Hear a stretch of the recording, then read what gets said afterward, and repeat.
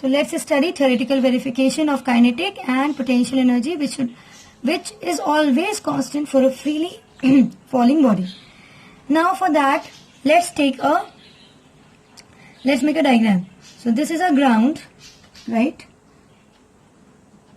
This is a ground level, and say this is the point, this is the height from where we are making our body free fall. Alright, which is h, height h, and let's say this is our body. Let's color it. I'll use a sketch pen to be quick about it. And let's say that this point is A. Now this body, when falls freely, let's take a point B, which is anywhere in between, not at the center, anywhere in between. This can be this point, or this point. This is at this point, and when it is this point, we will say that this point is B, and it has traveled distance x till B. From A to B, its distance is x. Now from B to C, C is at the ground level. When C is at the ground level, what will be this distance? H minus x. If we subtract this from h, we will get h minus x. Let's write that also. This is the basic, right? Alright. Now, we have made our diagram, but one thing is missing. We have to understand that before falling, the body's velocity is initial velocity, which is 0, and at any point we will say that the velocity is VB. Let's say it's VB at the point B, and VC is at point C, it's VC, but it's final velocity, so we will just make it simpler and say that at C point it's final velocity and it's V. We don't engage in writing VC, just to make things simpler. Now, as the body falls down, its potential energy, we will prove that its potential energy is changing to kinetic energy, and that the sum of the potential and kinetic energy at any point remains constant. Okay, so let us find potential and kinetic energy and their sum at point A and point B and at point C. So let's say at point A.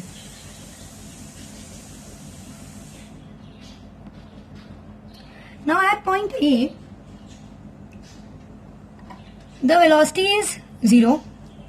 So let's write kinetic energy half mv square. Now when I write v here, in the formula of kinetic energy, v is the velocity of the body at that instant. It's not final or initial. It's just the body at the instant where you want to find the kinetic energy of the body. So which is 0, right? At point A, the kinetic energy is 0 because the velocity is 0. And what is potential energy? mgh. So mass is m. We will write the mass of the body is m. Mass of the body is m. And acceleration due to gravity is g, because it's falling under the gravity g. Right?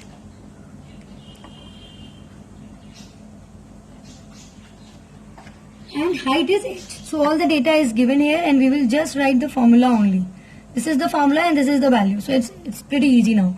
So let's find the total. Total is 0 plus mgh, which will be, and we will write it once, which is mgh. Okay. So total energy is just pure potential energy at the time of falling, and we get this. Now let us move on to point B. Now at point B, what's happening? Let's find what's happening. First, before finding kinetic energy, we have to find out the velocity. Now we have VB, but we want the value of VB in terms of the variable which can be easily deciphered. Now for that, let's write Vastu. What's Vastu? So if you are taught with me, you should know what's Vastu. Vastu is all the variables used in the equations of motion arranged. This is the acronym, abbreviation which I have made. Mnemonics you can say. whatever. Now at point B, when the body is at point, initial velocity is 0, and at point B the velocity is Vb. The acceleration due to gravity is g, the distance travelled is x, and time is irrelevant but is unknown, so we'll just put a question mark. Now, do you know equations of motions? Let's revise. V equals to u plus at, s equals to ut plus half at square, and v square minus u square equals 2as. So, but we don't know t, so we will refrain from using any equation which is t. So, we are left with this equation, the third equation. And in this also, the initial velocity of the body is 0, right? And then we will substitute the velocity, the final velocity at point B is Vb, and 2 remains a constant, a is g, and s is the distance traveled, which is x. Now we will find kinetic energy. What is the kinetic energy? I don't know why I've written this, half mv square. Now let us substitute. So half becomes half remains half, is a constant, m is also constant, it's not changing it, but v is vb square, and we have just calculated the value of vb square, which is 2gx. So we will just substitute it here, okay, because it's the same quantity. We'll just substitute it here and we'll get half m 2gx. And what do we get? 2 gets cancelled and we get mgx. So this is our kinetic energy. Alright, let's find out our potential energy. What is our potential energy? mgh. So let's put in the values now. Mass remains same, so it's m. G remains also same, it's g. Now what is the h? What is the height of the body at point B? H minus x. Please make note of it. At point B, the height of the body is h minus x. So we will just put h minus x. Now let us find the total energy. What we will do, we will find it here from these two. Right? So the total energy will be, I should have written T actually. Chalo, koi baat nahi, it's alright. So the total energy is, we will add K and U. So what is K? mgx. And what is U? mgh minus x. Let's open this bracket and we will see mgx plus mgh and mgh minus x minus mgx.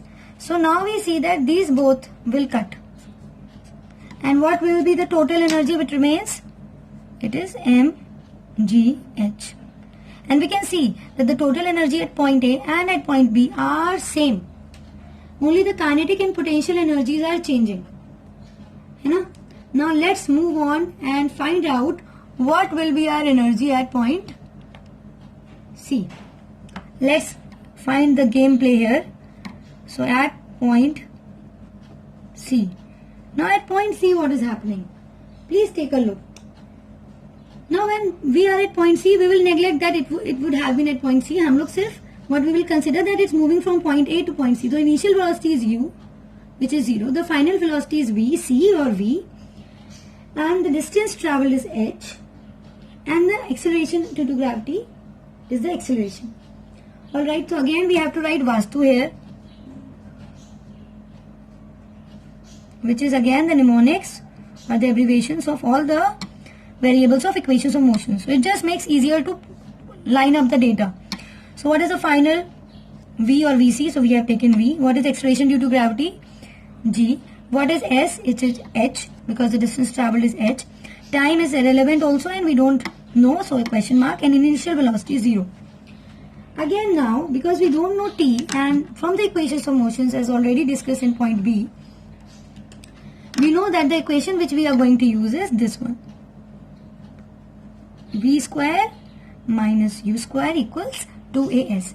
Again the initial velocity is 0. And let us put, so v remains same, 2 remains same, a becomes g and s becomes h. This is the velocity. Again, similarly as in point B, we are going to find it out, half mv square, because v is same, so this is the only this is the velocity only. And what we have to do, we have to substitute this. What does it change to? Half m to gh. 2 gets cancelled, and what is our final kinetic energy? mgh. Obviously by now you will know that for all these total energies to be same, the potential energy has to be 0. So let's find potential energy. We know the formula is mgh. Now m remains constant, g remains constant, and height at point C is 0 into 0. Or we can just write it here that h will be 0. And anything multiplied by 0 becomes 0. Now if again at point C we find out the total energy T,